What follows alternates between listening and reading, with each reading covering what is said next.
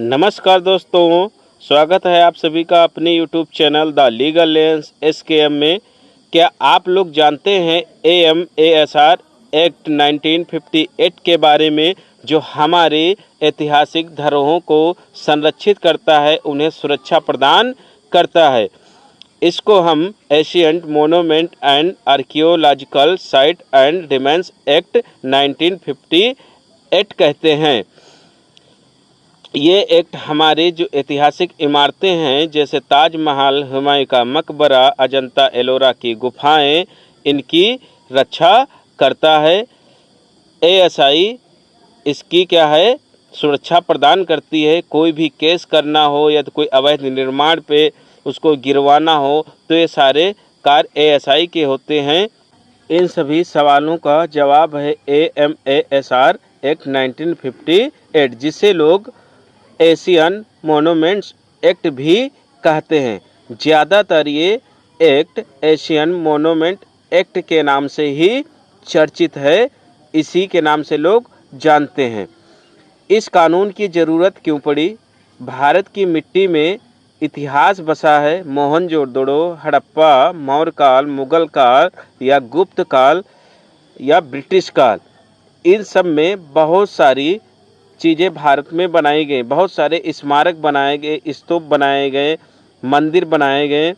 तो जो ये मंदिर, मस्जिद, ये सारी सांस्कृतिक और धार्मिक चीज़ें बनाई गई, इनकी सुरक्षा करना भी क्या है, भारत सरकार और भारत के लोगों का कर्तव्य है। लेकिन आज़ादी के बाद देखा गया कि जैसे ही आज़ादी हमें मिली, इन ऐतिहासिक धरोहरों, स्मारकों के पास कब्जा होने लगा और इनको नुकसान पहुंचाया जाने लगा। तब सरकार ने 1958 में AMASR एक्ट पारित किया और इन स्मारकों की सुरक्षा मुहैया करवाई।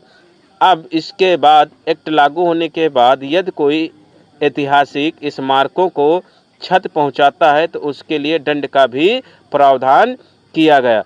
तो भारत में AMASR एक्ट सुरक्षा प्रदान करता है। वैसे ही विश्व लेवल में, वर्ल्ड लेवल पर यूनेस्को धरोहरों को सुरक्षा प्रदान करता है।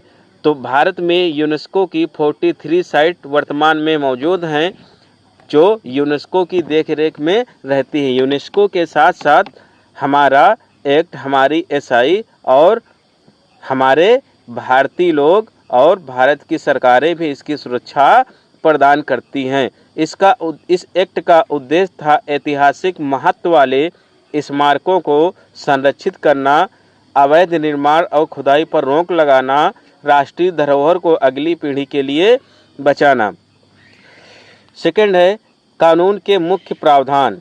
सेक्शन 2A एशियंट मोनूमेंट, यानी इसमें चीज़ें, ऐसा कोई ढांचा, इमारत या स्थान जो 100 वर्ष से अधिक पुराना हो, ऐतिहासिक हो, धार्मिक या सांस्कृतिक हो, इसके महत्व को बताता है और उसे ऐतिहासिक इमारत घोषित करता है या ऐतिहासिक धरोहर, राष्ट्रीय धरोहर घोषित करता है। Section 3 declaration of national important. Section 3 केंद्र सरकार किसी भी स्मारक को राष्ट्रीय महत्व स्मारक घोषित कर सकती है। सेक्शन 3 ये पावर देती है। वहीं सेक्शन 20A और 20B स्मारकों के चारों ओर 2 जोन क्रिएट करती है, उनको बताती है। Section 20A 100 metre prohibit area निर्धारित करती है, यानी इस एरिया में कोई भी निर्माण पूरी तरह से क्या है, मना है। वहीं सेक्शन 20B 100 से 200 मीटर रेगुलेटेड एरिया बताती है। सिर्फ सरकार की अनुमति से ही निर्माण संभव है, अन्यथा वहाँ पर निर्माण नहीं हो सकता। सेक्शन 19 कोई खुदाई यदि करनी है स्मारक के बगल में या बीच में, तो SI की अनुमति से ही की जा सकती है, अन्यथा अन्य कोई व्यक्ति नहीं कर सकता। यदि SI अनुमति दे देता है, आर्कियोलॉजिकल सर्वे ऑफ इंडिया अनुमति दे देता है, तो खुदाई संभव है।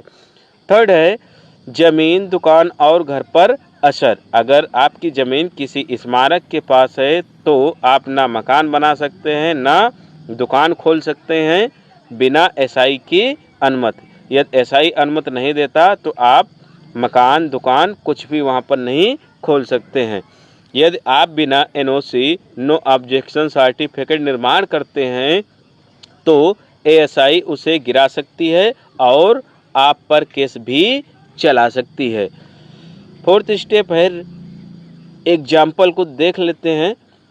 एग्जाम्पल जैसे ताजमहल होटल निर्माण पर रोक। सुप्रीम कोर्ट ने आदेश दिया कि ताजमहल के 100 मीटर के अंदर कोई भी नया निर्माण नहीं होगा। ये क्या होता है? 100 मीटर प्रोहिबिटेड एरिया होता है।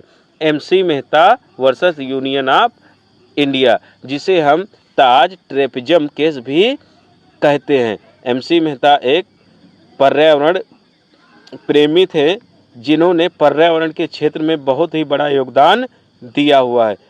इनका नाम सदैव भारतीयों के दिल में बना रहेगा। एग्जाम्पल 2, हुमायूं का मकबरा मेट्रो प्रोजेक्ट।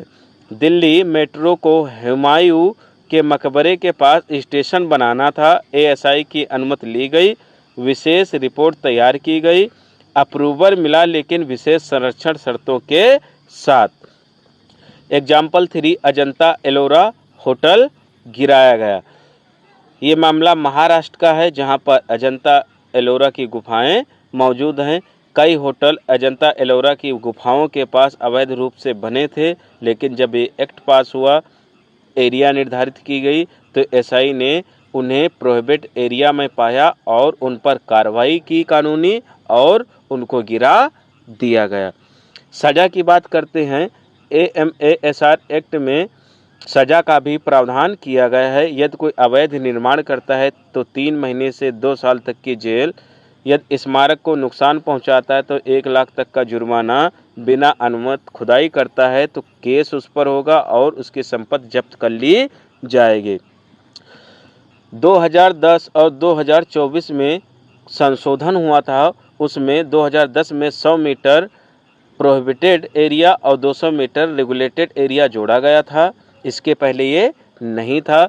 2024 में ड्राफ्ट चेंजेस हुए जिसमें डिजिटल एनओसी की प्रक्रिया लाई गई और छोटे गांवों के लिए राहत दी गई। यानी छोटे गांव में यदि कोई स्मारक है तो वहां छोटे मोटे निर्माण कार्य किए जा सकते हैं। तो दोस्तों, निष्कर्ष ये निकलता है, भारत की आत्मा उसके इतिहास में बसती है और उसे बचाने का काम एएमएएसआर एक्ट करता है। हमारा भी कर्तव्य है कि हम अपने आसपास के स्मारकों का सम्मान करें, उन्हें नुकसान ना पहुंचाएं और ज़रूरत हो तो एएसआई से अनुमति लेकर ही निर्माण कार्य करें। यदि कोई नुकसान पहुंचा रहा है तो इसकी सूचना प्रशासन को दें। यदि हमारी धरोहर बची रही तो हमारा इतिहास कभी बुझने नहीं पाएगा, हमेशा लोगों के दिलों में बना रहेगा।